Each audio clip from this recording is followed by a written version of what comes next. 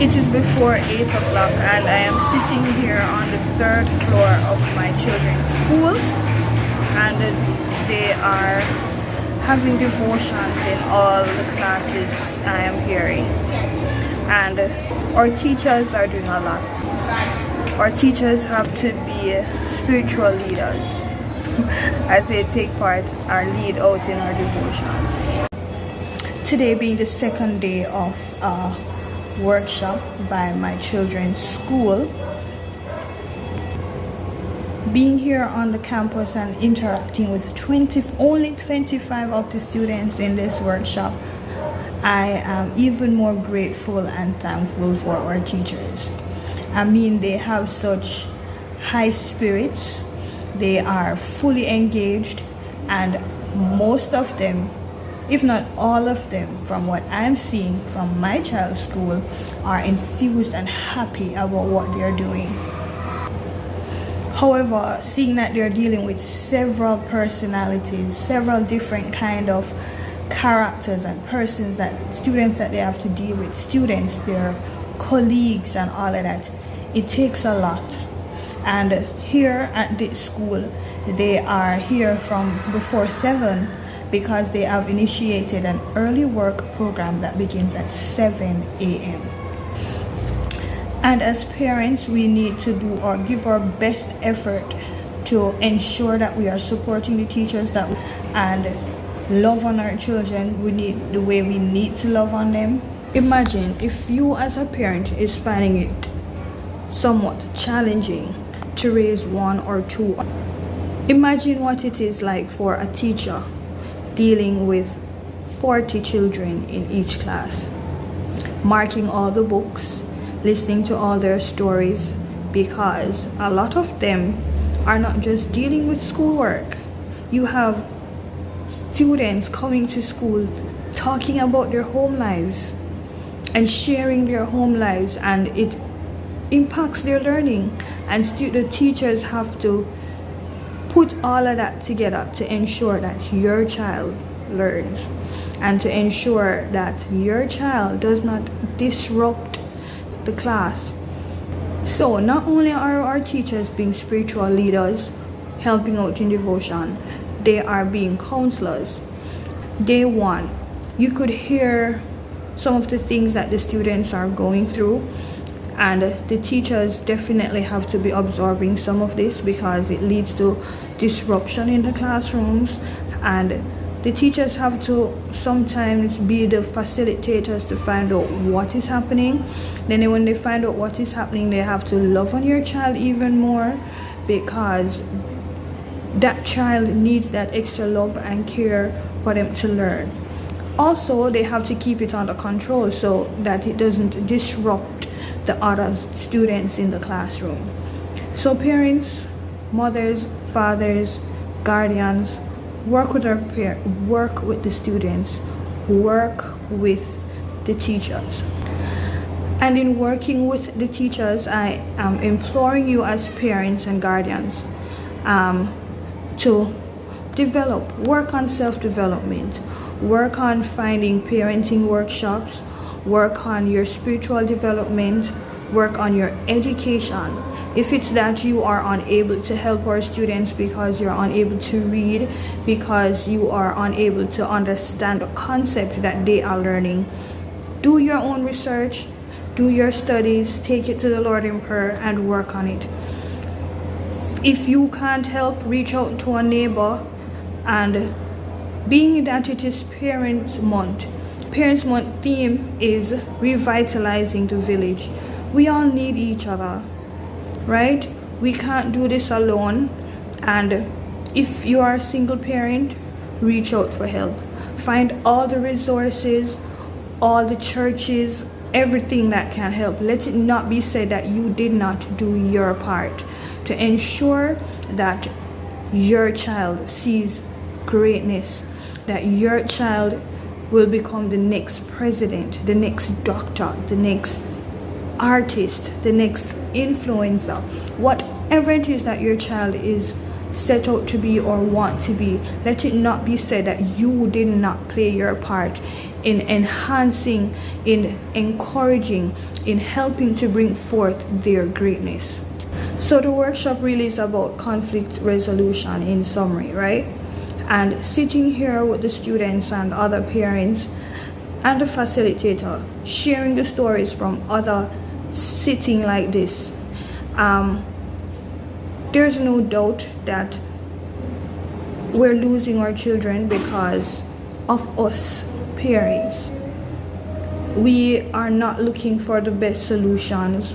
We are just winging it. We are not giving our best to our children. And one of the things that is coming up a lot is the abuse of our children. We tend to think that do not spare the rod means that we are to beat them and beat them mercilessly. For me, my children are about 10 and 11, and I've only beat them probably once. And there's no teacher that ever complained that they are indisciplined. Never.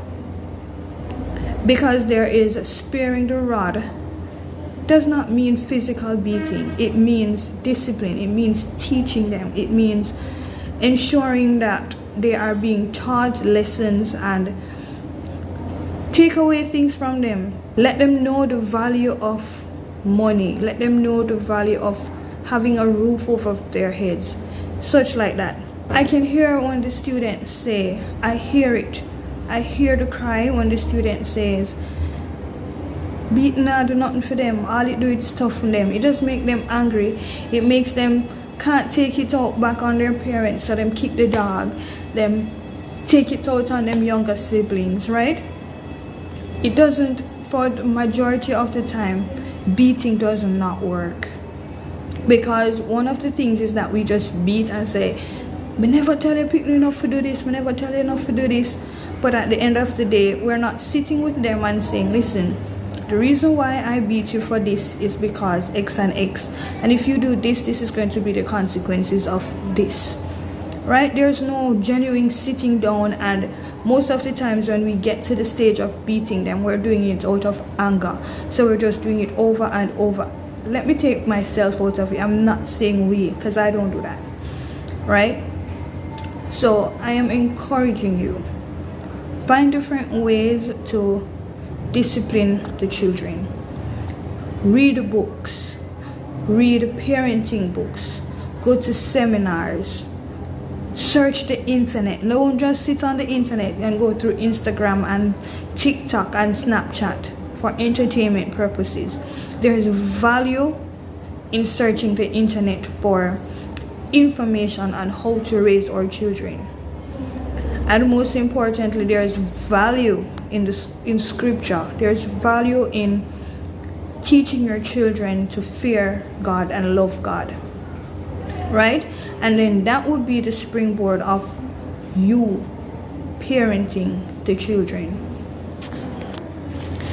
So I am encouraging good parenting because it pains my heart. The village is impacted by what happens in our homes. It reflects in the wider community. It reflects at school. It reflects at church. It reflects on the gun barking, the scamming, the everything that is happening in our country. And we are holding our heads and saying, where little Jamaica come to? When I feel we fault. It starts at home. If your children see that you can't get along with your spouse, your husband, how they must get along with them peers?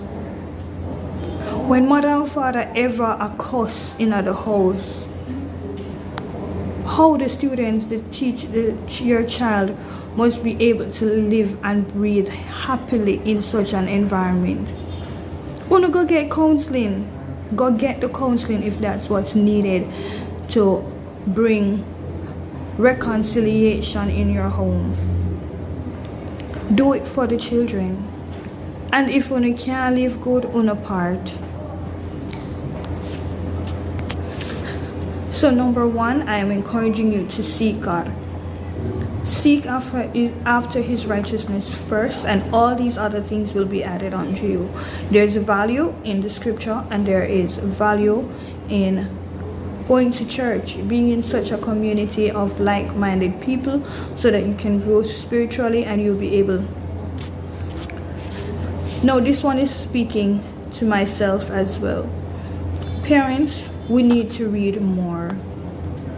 We need to read more.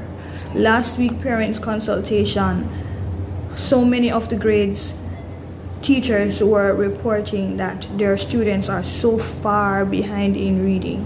Nobody is really up to their grade level at reading, and they have to be doing so much to try to get the children up to reading. And a lot of it has to do with us. They don't see us reading. They see us scrolling on our phones. They see us watching the videos. So the same thing that we are telling them to do, we need to do it as well, right? If we want to see greatness in them in terms of reading, we need to do it.